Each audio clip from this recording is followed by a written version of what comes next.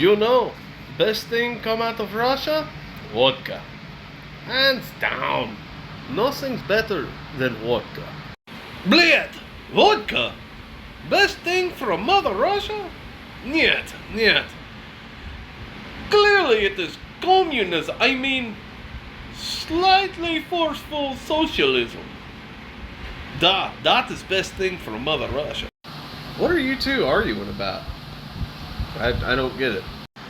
Oh, it is your shot peer reviews. Da, we're talking about the best things to come out of Mother Russia in the clearly communism. I mean, unasked for socialism. Best thing ever to come out of Mother Russia. Sergey, I'm gonna have to respectfully disagree. Communism, democratic socialism. I wouldn't say that's a good thing to come out of Russia or really anywhere. I mean, look at New York. They're about to find out. Ha ha ha! In your face, Sergey. You tell him, sure shot. Clearly, best thing to come out of Mother Russia. Vodka. The best liquor on face of earth. Ivan, I'm sorry. I'm more of a Jack and Coke kind of guy. No, I don't think that's the best thing to come out. I'm not going to side with poverty whiskey. I'm sorry.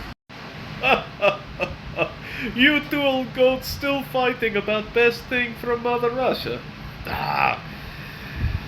Clearly it is the automat Kalashnikova. Yes, the how do you say, the AK-47? Yes, sure shot. You would agree of everyone, yes? You are, how do you say, pew enthusiast. Oh, hey, Igor. I mean, yeah, the AK's pretty cool, but I feel like, it followed some stepping stones to get to where it's at, so you guys want to learn about the coolest thing before the AK? Maybe something that possibly inspired the design of the AK? I'm just saying, it's pretty cool. I enjoy it. My name's not Igor. It's Thomas. Anyway, what the fuck are you talking about, Sure Shot? I don't understand what could be cooler than AK-47. Elaborate. This is the part where I do a cool segue to the topic of today's video. Well, I'm glad you guys asked. Thomas doesn't fit, man. I'm sorry. It's Igor now. Anyway, the one I'm talking about is the SKS. You guys seriously don't remember the SKS? You racist son of a Never mind. Go ahead, Sure Shot. Tell us more about this SKS. Alright. You heard the man. So as Igor was saying, Igor, why are you walking away? It's not Thomas, Igor. It's Igor now. Fucking Russians these days. God.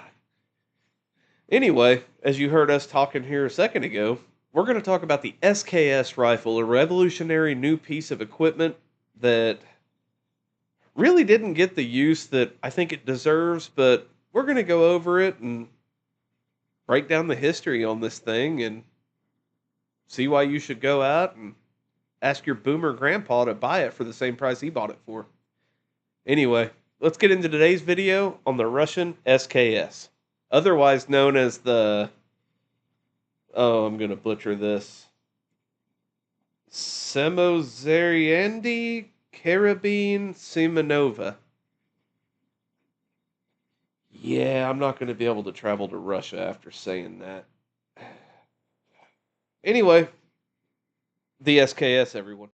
So obviously, before we talk about the SKS and why it's honestly a really impressive piece of machinery, we have to talk about its predecessor, the Fedorov Automat, which, I'll be honest, I don't know much about. I know it's a short recoil locking breech auto-loading rifle that was fielded during World War One, and I'll be honest, I mean, it seemed like a pretty solid gun until I got into the research. And I'll give you a list of stuff that was wrong with it. For starters, it was too complicated. The firing mechanism was as close to a German clock as you could get on Russia's time and budget. It was expensive to produce, given all the various parts and, let's be honest, the materials that Russia really didn't have. And it was prone to jamming. Now, at first, this rifle utilized a rimfire rifle cartridge, which works well in a bolt action gun. I mean, let's be realistic here. When you were individually cycling each round manually with a bolt, you don't really run into jams much because it kind of eliminates the possibility. But in a semi-auto slash auto loading rifle, the rimfire would run into the issue of when the next round would go in, it would try to bring the following round with it due to the rims catching each other, thus necessitating this. Oh God, words. This made it necessary for either a change in cartridge or a change in weapons platforms altogether. And they did try changing the cartridge. Believe it or not, they tried switching to this, the Japanese 6.5 cartridge. And it worked. I mean, in all honesty, it worked fairly well. But towards the end of the war, they realized this gun just isn't going to cut it anymore. So we're going to do what the Soviet Union is famous for doing, weapons trials. And in the 1920s, they did just that. And without further ado, let's get into the guy that designed this rifle, being the SKS, and the trials that he went through, both literally and figuratively. That's him, Sergei Semenov. Now, Semenov was a very mechanically inclined individual who worked around mechanic jobs and stuff like that since he was a boy. But at 18 years old, he would get his first gig at a government, basically weapons development place called the, oh boy, Kobrov plant. Yeah, you guys are going to see me looking at my notes a lot on this one because some of these words,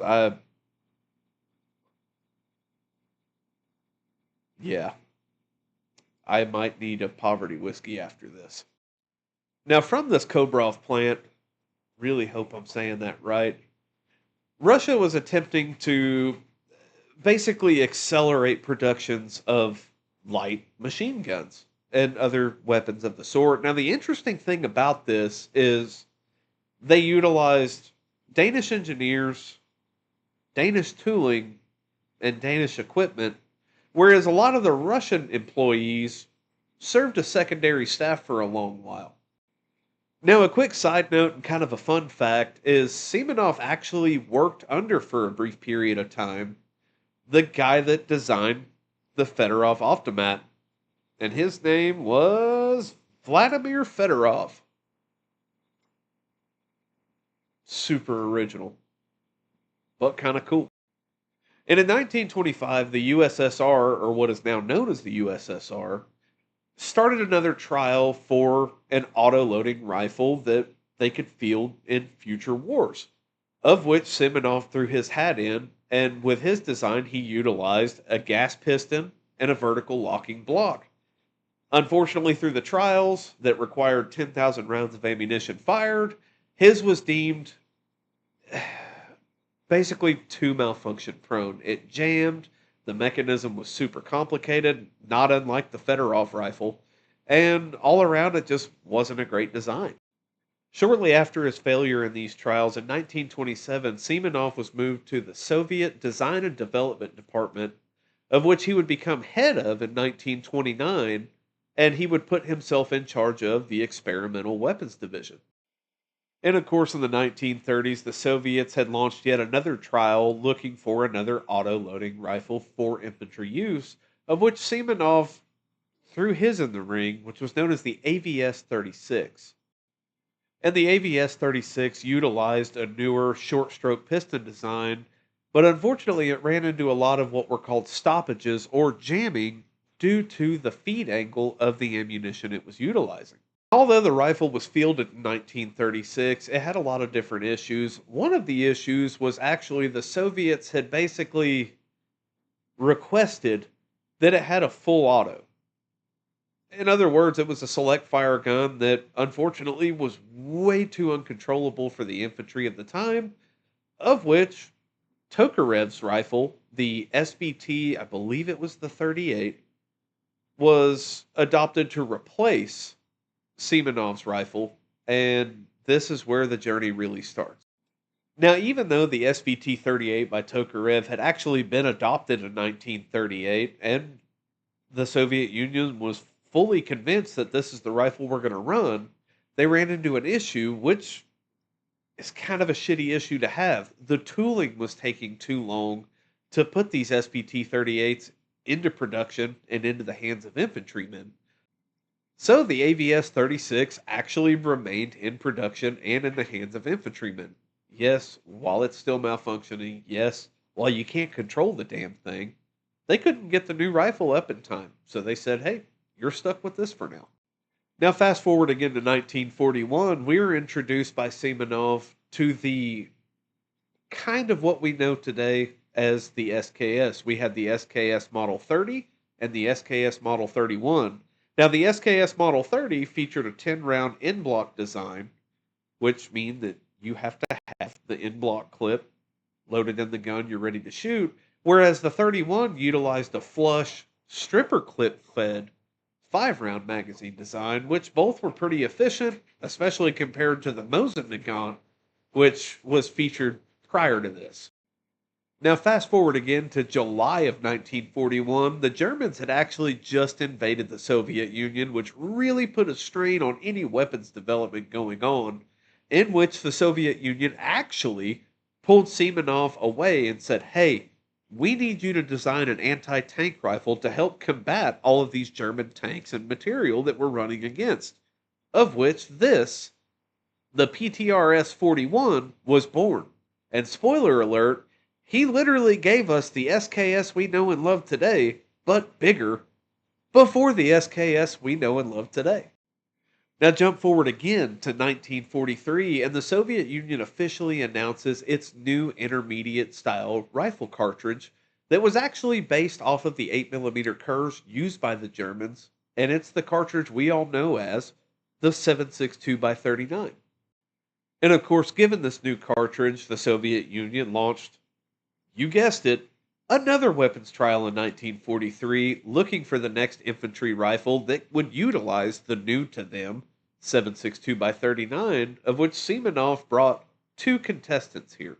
He brought the SKS 11, which had an 11 round magazine, still clip fed, a beefier bolt carrier group, and the clip was moved from the top cover to the bolt carrier, which basically helped with how reliable the rifle was. And jumping into the SKS 13, the upgrades seen here are we have upgrades to the gas piston, which utilize a sort of a buffer to help mitigate a lot of the recoil that we were running into. They changed also, per request of the Soviets, and basically their infantry guys. We changed from detachable bayonets, which could be real slippery and hard to get on and off during those cold times, to a folding bayonet, which you see here. And then, of course, after all these upgrades were made, the SKS that we know and love now was finally brought into service in 1949. And I just got to say, I love these rifles. No, they're no AK. I mean, don't get me wrong, the AKs are cool in their own right, but for the time that these guys were created and fielded, they were a pretty cutting edge rifle. They were very accurate, even though, let's be honest, 7.62 by 39, accuracy is not the first word that comes to mind when you tell me what cartridge you're shooting, and you say that. Uh, but I do have to say, it has been known to consistently hit shots out to 400 meters, which, let's be honest, with a 7.62 is very impressive. Now, we'll fast forward to today. I guarantee you, you know at least one guy either in your family, in your neighborhood, at the local gun store that, well, I bought that SKS and about five others for about $100, and I got a whole pallet with ammo, cleaning kits. Hell, they paid me to take them. Yeah, that was 50 years ago. And I do have to say that as far as popularity goes, these rifles have not gone down in popularity. If anything, they've increased.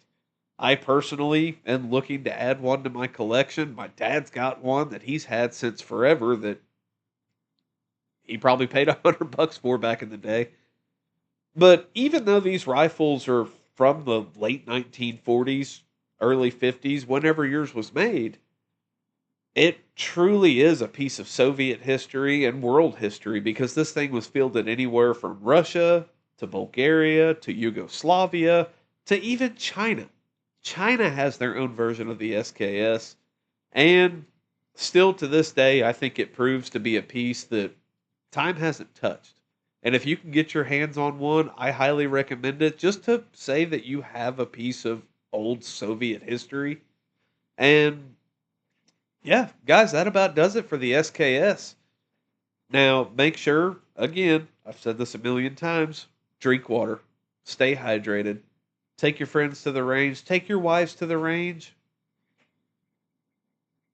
take your husbands to the range if you're that kind, or if you're a girl. We do have at least one girl that watches us, so hey, you go to the range and take whoever you want with you. Cool. Anyway, guys, that's all I got for you. If you like the video, make sure to like and subscribe. Leave a comment. If you guys have an SKS, what's your experience with it? Do you have any unknown history that you'd like to be brought to light? I'd love to read about it. Send us pictures to our Instagram, videos, whatever you want to do at Sure Shot Reviews. And that's all I got for you guys. So I'm gonna go to the gun store and see if I can trade $5, a couple packs of chewing gum, and my house for an SKS. We'll catch you on the next one. See ya.